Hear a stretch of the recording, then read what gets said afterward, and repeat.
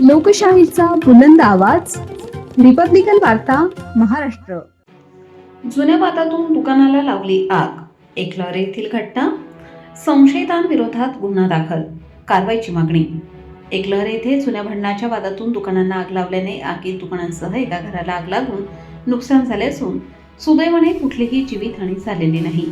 सुरेश मुरलीधर जाधव, वय 34 वर्ष, धंदा व्यवसाय, राहणार railway junction, Sambhajinagar, Bhormala, Eklahara road, Nashik road यांनी दिलेल्या फिर्यादीत म्हटले आहे की दिनांक 12 मे रोजी परिसरात राहणारे दिलीप आनंदा जाधव, दीपक दिलीप जाधव, संदीप उर्फ सागर जाधव, संजय उर्फ पप्पू दिलीप जाधव यांच्याबरोबर जुन्या भांडणाची कुरापत काढून वाद झालेले होते.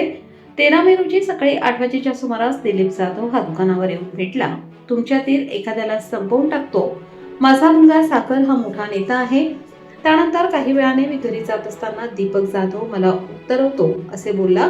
त्यानंतर दुपारी 4 वाजेच्या सुमारास मी दुकानावर जात असताना सागर जाधव हा मला रेल्वे ट्रॅक्शन गेट येथे भेटला. तुला रात्री जास्त माज आला होता का? तू थांब, तुझा माझच उतरवतो असे बोलला. मी दुपारी 4 वाजेच्या सुमारास चेंबरी नंबर 1 येथून दुकानावर जात असताना सागर जाधव हा मला भेटून म्हणाला की तुला जास्त झाले का? तू भावासोबत डोकं लावतो, तुम्हाला रात्रीच दाखवतो सागर जाधव काय चीज आहे. तुम्ही कसे दुकान चालवता तेच आम्ही बघतो. तुला व तुझ्या भावांना जाळून मारून टाकतो असे बोलून तेथून निघून गेला. दिनांक 13 मे रोजी रात्री 8 वाजेच्या सुमारास माझा लहान भाऊ राहुल हा आमच्या दुकानावर उभा असताना संजय उर्फ पप्पू दिलीप जाधव त्याच्या मोटारसायकलवरून दुकानाजवळ येऊन भाऊ राहुल यास बोलला की तुम्ही सागर भाऊला विरोध करतात का? तुमची लायकी पण नाही त्याला विरोध करायची. आता तू दुकान बंद कर, नाहीतर आम्ही तुमचे दुकानासही तुलाही जाळून टाकतो. तुझा भाऊ सूर्या कुठे आहे त्याचा आज गेमच करतो अशी धमकी देऊन निघून गेला. आमच्या दुकानाच्या पाठीमागे माझ्या बहिणीच्या मुलीचे लग्न असल्याने आम्ही सर्व कुटुंबीय तेथे होतो. त्यानंतर रात्री 11:30 वाजेच्या सुमारास भाऊ राहुल यांना भाचा सुनील दिलीप सोळस यांनी फोन करून सांगितले की तुमच्या दुकानाला सागर जाधव व त्यांचे वडील दिलीप आनंदा जाधव, भाऊ दीपक दिलीप जाधव, संजय उर्फ पप्पू दिलीप जाधव त्यांच्या सोबतच्या लोकांनी आग लावली आहे. आम्ही तिघे भाऊ दुकानावर गेलो तेव्हा आमच्या दुकानाला व शेजारील इतर दुकानाला व साखराबाई नरहरी येडे यांच्या पत्र्याच्या शेडला मोठ्या प्रमाणात आग लागली होती. अर्चना साबळे यांच्या राहत्या घराला आग लागली. त्यावेळी तिच्या 2 मुली तिच्या सोबत घरामध्ये झोपलेल्या होत्या.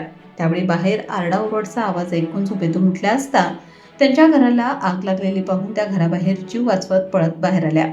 घटनेची माहिती मिळताच पोलिसांनी अग्निशमन दल दाखल झाले आणि आग आटोक्यात आणली. आगीत दुकानाचे तसेच शेजारील इतर दुकान, अर्चना साबळे यांचे राहते घराचे व साखराबाई यांच्या पत्र्यांच्या शेडचे मोठ्या प्रमाणात जळून नुकसान झाले आहे.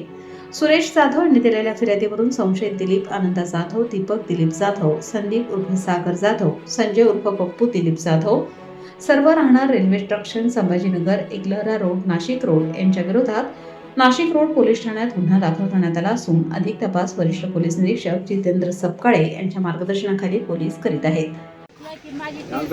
लेडीजला वगैरे बोलणं थोडं पुढं का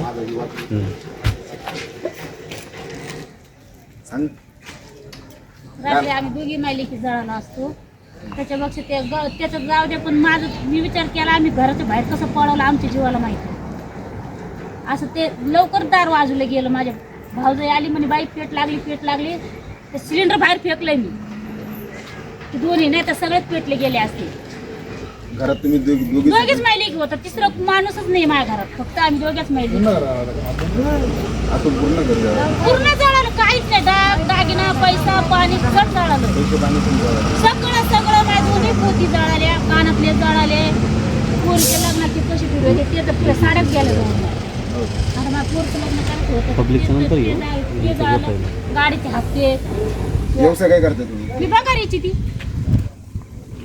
भंगारच्या याच्यावरती भंगारच्या याच्यावर मी बघायची मी कुठे व्यवसाय करणार आहे. त्याच्यावर मी पोरीचे भंगारच्या याच्यावर शिक्षण पाहिजे चालू मला तेवढी भरपाई करून द्या, मला बाकी काहीच नाही. पोलीस येत आहे, पोलीस आले का जे केलं निष्पन्न झालेलं पोलीस त्यांच्यातून भरपाई करून द्या. आज आपल्या इथं दत्तनगरमध्ये काल रात्री अतिशय वाईट अशी घटना घडली.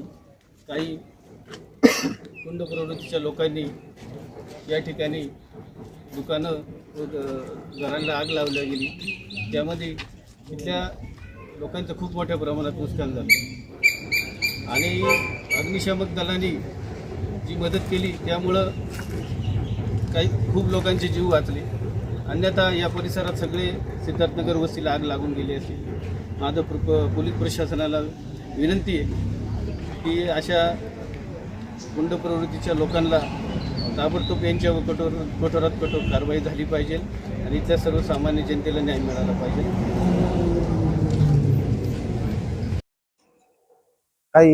काल रात्री काही क्षुल्लक कारणावरनं जुन्या वादाचं कुरापत काढून आमच्या मामाचं दुकान काही एकलऱ्यातील नावाची प्रशंसा बजावणारे गुंड असे एकलऱ्याच्या प्रवृत्तीमध्ये राहणारे काही लोक आहे.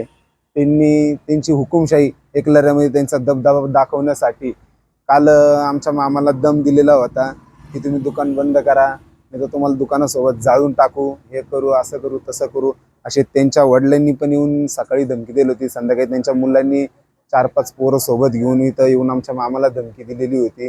तर ती धमकी दिल्यानंतर आमच्या मामाने आमच्या घरामध्ये लग्न असल्यामुळं दुकान बंद केलं आणि ते घरी गेले. घरी गेल्यानंतर रात्रीच्या वेळेला त्यांनी दुकान जाळून टाकलं. दुकान जाळल्यानंतर आम्ही त्यांच्या विरोधात पोलीस स्टेशनमध्ये तक्रार नोंद केलेली आहे. तक्रार नोंद केली. पोलीस प्रशासनाला आमची एवढीच विनंती आहे का जी हुकुमशाही आणि जी एक दहशत एकलऱ्यामध्ये त्यांनी निर्माण केली त्या दहशतीवर कुठेतरी पोलीस प्रशासनाने आळा घातला पाहिजे. आणि नाशिक जिल्हा हा खरंच कायद्याचा बालेकिल्ला आहे. हे फक्त एकलऱ्यामध्ये अजून कुठं झालेलं नाही. तर एकलऱ्यामध्ये फक्त हेच सराईत गुन्हेगार आहे. यांच्यावरती काही यांच्यामधल्या लोकांचे ज्यांनी आमच्या मामांना धमकी दिली होती यांची तडीपारी सुद्धा निघलेली होती. पण हे पैशाच्या जोरावरती सर्व काही गोष्टी पार पाडतात पैशाच्या जोरावरती. तर ह्या हुकुमशाहीला कुठंतरी बंद करावं एवढीच पोलीस प्रशासनाला विनंती आहे. आम्हाला एवढंच सहकार्य पोलीस प्रशासनाकडनं हवंय. एवढीच पोलीस प्रशासनाला विनंती करतो पुन्हा एकदा. काल संध्याकाळी 8 वाजता पप्पू संजय उर्फ पप्पू जाधव यांनी मला दुकानावर येऊन आणि दुकान बंद कर भ्यांचोत, घरी जाय, दुकान जर चालू ठेवलं तर तुला मारून टाकेन, दुकानासाठी तुला जाळून टाकेल, शिवीगाळ करत असताना मी दुकान बंद करून पाठीमागं बहीण राहती, बहिणीच्या घरी लग्न होतं, मोठा भाऊ आणि लहान भाऊ तिथं होता. त्यांना मी जाऊन सांगितलं पप्पू असं असं म्हणलं. ते म्हणले चला जाऊ दे, मग आपल्या घरी लग्न कार्य आहे, आपण कटकट काय करायचे रे, घरी निघून जाऊ. आम्ही घरी निघून गेल्यानंतर जेवण बिवण केलं, झोपलो. 10:30-11 वाजता आम्हाला फोन आला की तुमचं दुकान पुरं खाक झालंय. तर आम्ही या ठिकाणी आल्यानंतर बघितल्यानंतर आमचं दुकानला आग लागली होती. आम्ही 112ला कॉल केला, फायर फायटिंगला कॉल केला, इथं गाड्या आल्या, 10 गाड्यांनी सुद्धा आग विझली नाही. आम्ही काल नाशिक रोड पोलीस स्टेशन येथे FIR दाखल केली आहे. तर पोलीस प्रशासनाने योग्य ती कारवाई करून या समाजकंटकांना, या सराईत गुन्हेगारांना, या सत्तेचा माज, पैशाचा माज असलेल्या लोकांना कडक यांच्यावर कारवाई करून आम्हाला योग्य तो न्याय देण्यात यावा. रिपब्लिकन वार्ता महाराष्ट्र न्यूजसाठी विशेष प्रतिनिधी आनंद आव्हाडे, नाशिक.